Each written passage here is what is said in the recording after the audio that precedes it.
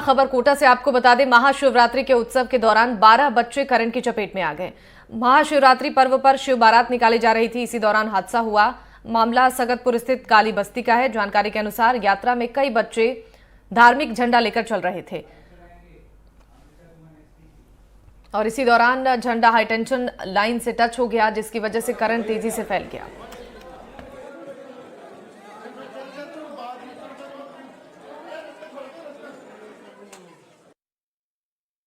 बहुत ही दुखद हादसा है ये। आज ये 12-12:30 बजे के पास की घटना है। जो कुछ ये काली बस्ती के जो कुछ लोग हैं, परिवार है, वो कलश में पानी भरने के लिए इकट्ठे हुए थे। उसमें कुछ 20-25 बच्चे थे, कुछ महिलाएं और पुरुष शामिल थे। एक बच्चे के हाथ में काफ़ी 20-22 फुट का जो लोहे का पाइप होता है, काफ़ी लंबा था, जो कि हाई टेंशन वायर जो वहाँ से ऊपर से गुजर रही थी उससे टकरा गया, जिससे वो झुलस गया। और फिर उसको बचाने के लिए सब बच्चे जब इकट्ठे हुए और बचाने की मुहिम में वो बच्चे भी झुलस गए हैं। प्राथमिकता पर उनको उपचार दिया जा रहा है यहाँ पर एमबीएस हॉस्पिटल में। और हम कोशिश कर रहे हैं कि अभी जो सबसे पहली प्राथमिकता यही रहेगी कि उनका इलाज अच्छी तरीके से। और ज्यादा जानकारी के साथ कोटा से हमारे सहयोगी शाकिर अली लाइव जुड़ रहे हैं हमारे साथ, इसी खबर पर ज्यादा जानकारी देंगे। शाकिर, आपसे जानना चाहेंगे, 12 बच्चे जो करंट की चपेट में आए हैं, क्या कुछ सबसे पहले उनके स्वास्थ्य को लेकर अपडेट है और साथ ही साथ इस पूरे मामले में ताजा अपडेट क्या है आपके पास?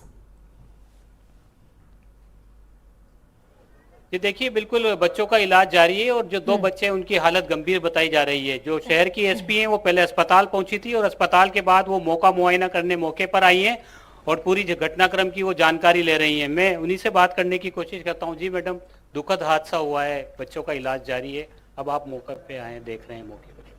जी बिल्कुल, ये बहुत ही दुखद हादसा है। आज सुबह एक रामदेव मंदिर से यहाँ पर आगे हनुमान मंदिर में कुछ मोहल्ले वासी इकट्ठे हुए थे, जिसमें 20-25 बच्चे थे, महिलाएं पुरुष थी। और वो कलश में पानी भरने, जैसे कल से शायद कोई कथा शुरू होनी थी, तो उसमें कलश में पानी भरने के लिए वो कलश यात्रा निकाल रहे थे। तो उधर से जाते हुए, मंदिर की तरफ जाते हुए, बच्चों के हाथ में वो स्टील के जो पाइप होते हैं उसमें झंडे लगा रखे थे। वो उस जो हाई टेंशन वायर आप ऊपर देख रहे हैं, उस हाई टेंशन वायर से टकरा गए, जिसकी वजह से जिन बच्चों के हाथ में वो स्टील के वायर थे, अभी जो पता चल रहा है प्रथम दृष्टया, पहले तो हमें एक ही का लग रहा था कि एक ही बच्चे के हाथ में था स्टील का वायर, देखिए स्टील का पाइप। अब दूसरा भी बता रहे हैं कि एक और जगह पे था। तो उन बच्चों को बचाने के लिए जो और साथ में बच्चे आए वो सब भी झुलस गए। एक के 100% बर्न है और एक के 50% है, तीसरे बच्चे के 40% है। वो तीनों थोड़े सीरियस हैं, उनको जयपुर रेफर किया जा रहा है और जो और बच्चे हैं उनका इलाज एमबीएस कोटा हॉस्पिटल में जारी है।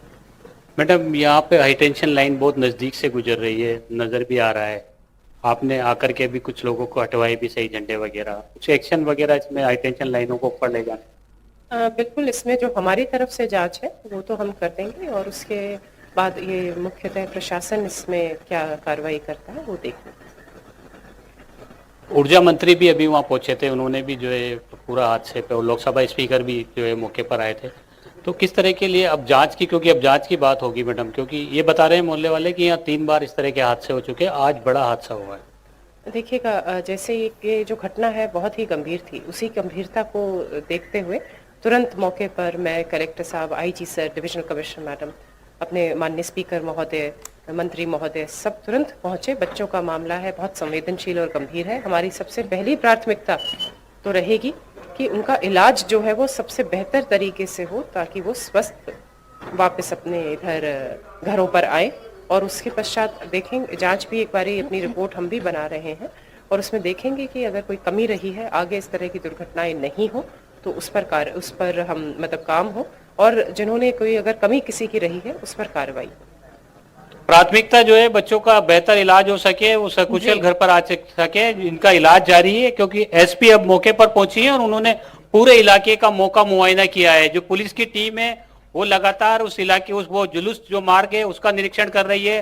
हाई टेंशन लाइन जो नीचे नजर आ रही है वहां का भी उन्होंने देखा है, और एक पुलिस की तरफ से भी एक जांच टीम इस पूरे मामले में बनाई जा रही है। वो कुछ देर पहले अस्पताल में, क्योंकि ऊर्जा मंत्री भी पहुंचे थे, जाहिर तौर पर कोटा से ताल्लुक रखते हैं, तो कोटा उन्होंने भी जांच के निर्देश दिए हैं। और यहाँ पर अब बिजली विभाग के कर्मचारियों के पहुंचने का सिलसिला भी शुरू हो गया है। वो भी आकर के देख रहे हैं कि यहाँ पर जिस तरह से हाई टेंशन लाइन वाकई नजदीक से गुजर रही है। तस्वीरें हम फिर दिखाना चाहेंगे। ये हाई टेंशन लाइन है और ये घर है, तो जाहिर तौर पर जिस तरह से ये हादसे को दावत दे रही है, ये हाई टेंशन लाइन है। और घर क्योंकि ये भी कहा जा रहा है कि हाई टेंशन लाइन पहले से मौजूद थी और ये बस्ती जो है बाद में बसी है। तमाम जो चीजें हैं ये जांच का विषय है, लेकिन जिस तरह से हादसा हुआ है और उसमें जो 3 लोग हैं, 3 जो बच्चे हैं, उनकी हालत गंभीर बताई जा रही है। एसपी ने भी हमें जब बाइट दी उसमें साफ तौर पर कहा कि 3 बच्चों को जयपुर रेफर किया जा रहा है। एक बच्चा जो है 100% झुलसा है, एक 70% है और एक 40% है।